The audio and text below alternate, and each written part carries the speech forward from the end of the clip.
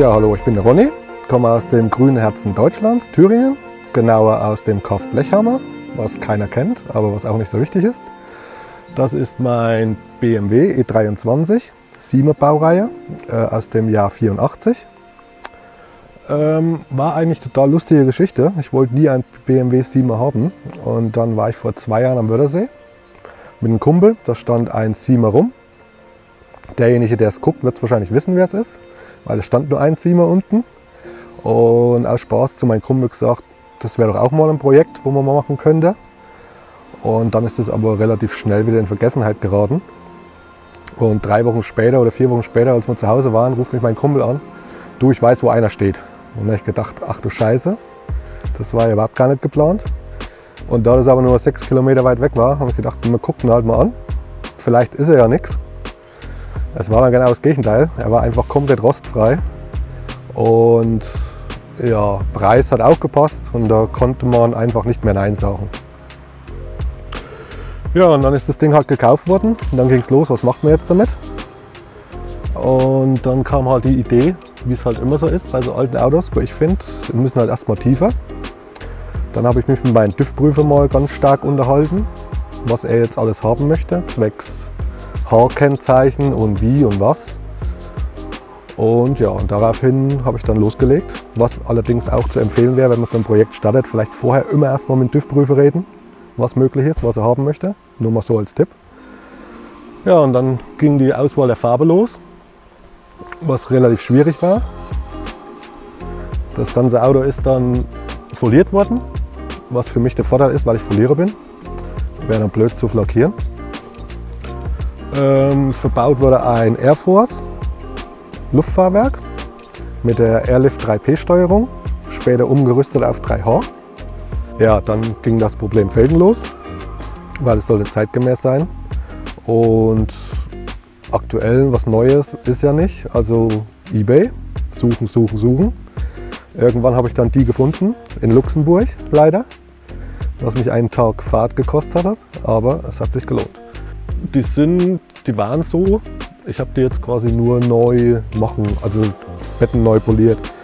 Die Schrauben sind gepulvert, Schraubenköpfe, die Sterne halt. Dann die Idee mit dem rot-weißen BMW-Logo, damit es zum Auto passt. Das sind halt so die kleinen Feinheiten. Aber ansonsten sind die so gekauft worden. In der Größe ET, was relativ schwierig ist. Jeder, der so ein altes Auto fährt, der weiß das. Und ja, ich finde, das passt ganz gut.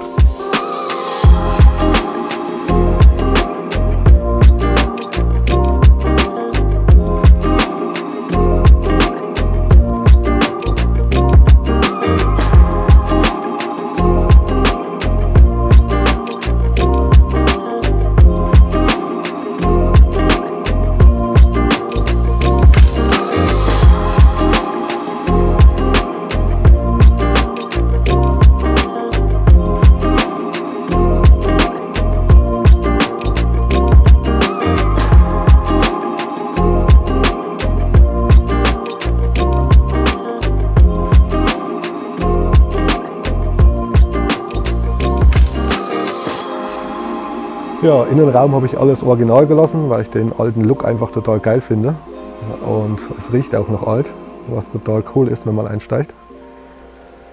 Ja, ansonsten hat dann dem TÜV nichts im Wege gestanden. Haar hat er gemacht, was ich recht froh bin darüber, zwecks Steuern. Und ansonsten ist er eigentlich recht original behalten. Die Chromspiegel sind dann noch dazu gekommen, durch Zufall im Internet gefunden. Der BBS-Frontspoiler war totaler Zufall, auch durch eBay. Da hat zufällig einer einen verkauft in Würzburg für teuer Geld. Und ja, der Rest ist eigentlich so karosserietechnisch alles beibehalten worden. Innenraum ist komplett original, weil wie schon gesagt, der alte braune Stoff, ich fand das einfach geil. Oder ich finde es geil bei so alten Autos. Man sollte da auch jetzt nicht wirklich, finde ich persönlich, viel dran verändern, wenn es jetzt nicht kaputt ist. Und ist es ja nicht, weil der Zustand ist eigentlich wirklich noch gut von dem Auto. Und ja, ein paar Kleinigkeiten mussten halt gemacht werden, Service und so, aber die Grundbasis hat auf jeden Fall gepasst. Fahrtechnisch fährt es sich jetzt durch die 3H-Steuerung wirklich Bombe, muss ich ganz ehrlich sagen. Kostet viel Nerven, die einzubauen, aber es lohnt sich. Und es ist halt, drinnen sitzen ist dann wie so oldschool bootmäßig, weil es ist übelst viel Platz. Die Sitze sind halt schon relativ ausgesessen, sag ich mal. Es ist alles sehr, sehr weich, wie ein altes Sofa, aber das fetzt halt. Das ist halt der Flair von einem alten Auto, finde ich immer. Ja, ansonsten, man fährt ja selten damit, eigentlich. Wie fährst du damit?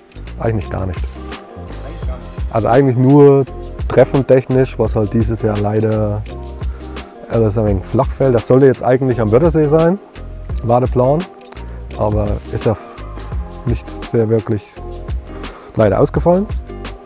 Letztes Jahr war ich auf der XS Classic damit und dadurch, gut, er ist erst letztes Jahr fertig geworden, Ende des Jahres.